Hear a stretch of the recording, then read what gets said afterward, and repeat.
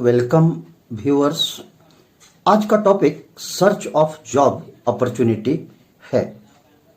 हर व्यक्ति अपने योग्यता के आधार पर जॉब अपॉर्चुनिटी को सर्च करता है, जिसमें कुछ लोग सफल होते हैं और कुछ लोग असफल हो जाते हैं।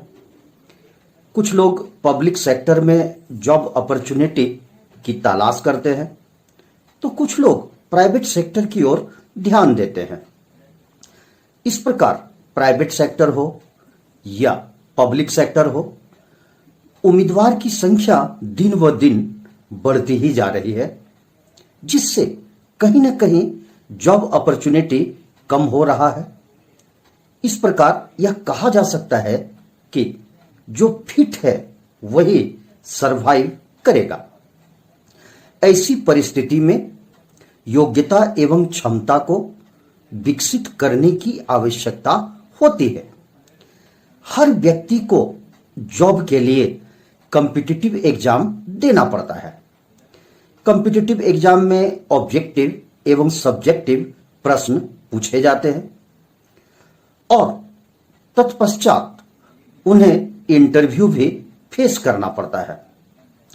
योग्यता एवं क्षमता को विकसित करना इसलिए भी आवश्यक है कि आज के युग में कई लोग अपनी योग्यता एवं क्षमता को विकसित कर रहे हैं और उनको डिफीट करना आवश्यक होता है। योग्यता एवं क्षमता के साथ साथ एग्जामिनेशन के कुछ स्किल्स को भी समझना आवश्यक होता है। कॉम्पिटिटिव एग्जाम में सामान्यतया सरल शब्दों का ही प्रयोग किया जाना चाहिए। अननेसेसरी वर्ड्स या अनडिजायरेबल वर्ड्स को कदापि नहीं लिखना चाहिए। आंसर को एक सीक्वेंस में ही अरेंज करने का प्रयास करना चाहिए। साथ ही साथ हैंडराइटिंग ऐसा होना चाहिए जिसको एग्जामिनर आसानी से पढ़ सके।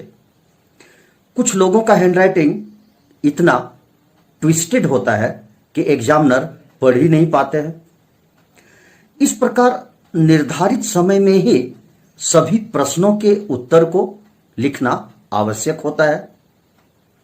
यदि ऑब्जेक्टिव प्रश्न है तो वैसे परिस्थिति में किसी एक अल्टरनेटिव को सेलेक्ट करना पड़ता है, और यदि नेगेटिव मार्किंग होता है तो वैसे परिस्थिति में सोच समझ कर ही अल्टरनेटिव को सेलेक्ट किया जाना चाहिए। इस प्रकार हाई स्कोर की संभावना तो बढ़ती ही है और साथ ही साथ जॉब अपॉर्चुनिटी भी बढ़ जाता है। रिटन एग्जाम में सिलेक्शन के पश्चात कैंडिडेट को इंटरव्यू में बुलाया जाता है और फेस टू फेस सिचुएशन में इंटरव्यू कंडक्ट किया जाता है। इंटरव्यू के क्रम में facial expression, posture, gesture, action, eye movement, personality, knowledge, thinking, creativity इत्यादि को जज किया जाता है। इस प्रकार सब्जेक्टिव एवं ऑब्जेक्टिव प्रश्नों के उत्तर को एवं इंटरव्यू को मिलाकर ही फाइनल सिलेक्शन किया जाता है। इस प्रकार व्यूअर्स, जॉब प्राइवेट सेक्टर में हो या पब्लिक सेक्टर में, जो व्यक्ति सर्वोच्च अंक प्राप्त करता है उसी का सिलेक्शन निश्चित होता है। इस प्रकार एक मेरिट लिस्ट बनाया जाता है और धीरे धीरे उस लिस्ट को गुणों के आधार पर, मार्क्स के आधार पर एक हायरार्की तैयार किया जाता है और अंत में एक कट ऑफ पॉइंट फिक्स किया जाता है और इस प्रकार सामान्यतया जॉब में सिलेक्शन हो पाता है।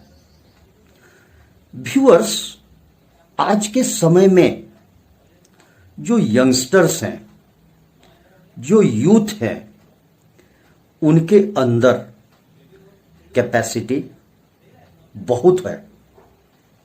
उन कैपेसिटी को, उन लेटेंट स्पिरिट को बाहर निकालने की आवश्यकता होती है।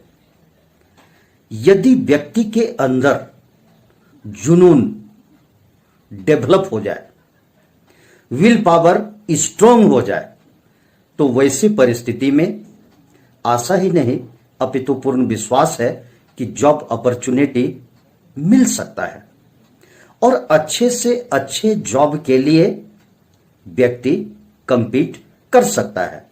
Thank you viewers. इस संदर्भ में यदि कोई प्रश्न हो तो आप कमेंट के माध्यम से पूछ सकते हैं।